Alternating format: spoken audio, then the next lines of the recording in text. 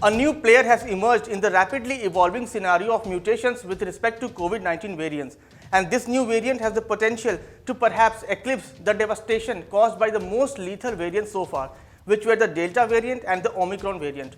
Although no concrete evidences are available as of now that can clearly tell about its potency, yet many experts have sounded alarm over it.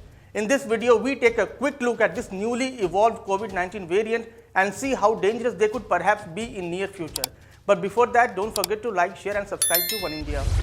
The name of this new mutated strain is Orthrus, also referred as CH.1.1.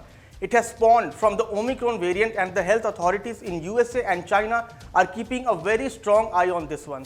The most dominant virus in the USA currently is the XBB.1.5, also known as the kraken.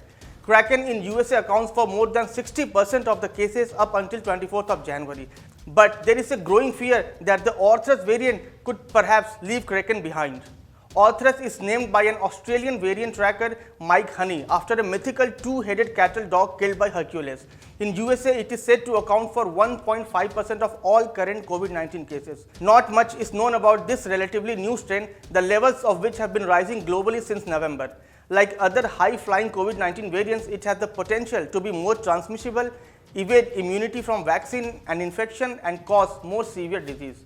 The worrisome part is that this strain features a mutation that was seen in the deadly Delta variant and was generally absent in Omicron, and this could make it even more daunting. While CH.1.1 is not a deltacron, which is a combination of Delta and Omicron, it is a prime example of convergent evolution, a process through which COVID variants evolve independently but pick up the same mutations. Orthrus or CH.1.1 emerged in Southeast Asia and has been spreading globally since November of last year. It has been detected in over 60 countries so far and is responsible for about 10% of COVID samples sequenced around the world every day. The strain has been identified in more than a quarter of infections in parts of the United Kingdom and New Zealand. In Hong Kong, Orthrus is responsible for a quarter of cases. China is also on its guard as far as this variant is concerned. Like the kraken, Orthrus is highly transmissible with levels doubling every 2 weeks. Experts say that Orthrus carries a mutation L452R, which increases its immunity to current vaccines. This mutation is seen in Delta and not in Omicron, which raises the concern that it can outperform other competitive strains of the latter. CH.1.1 binds well to ACE2 receptors, the site where COVID infects human cells. That means it has the potential to override, at least partially, antibody immunity from prior infection and vaccination, as well as to cause more severe disease. Now, the important question, do vaccines work against this new variant? Both XBB.1.5 and CH.1.1 are descendants of BA.2.75. The most dominant strains in the world today have either evolved from BA.2.75 or BA.5.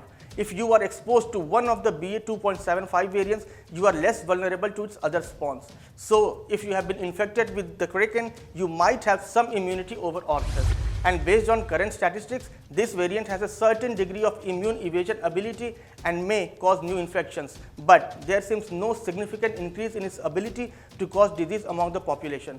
This means that the possibility of a new wave of pandemic due to this strain seems far-fetched, at least for the time being and based on the current evidences. But if it continues to mutate and evolve more, it might be the reason for a new wave across the world. This was all about the Orthrus, the new player in the game.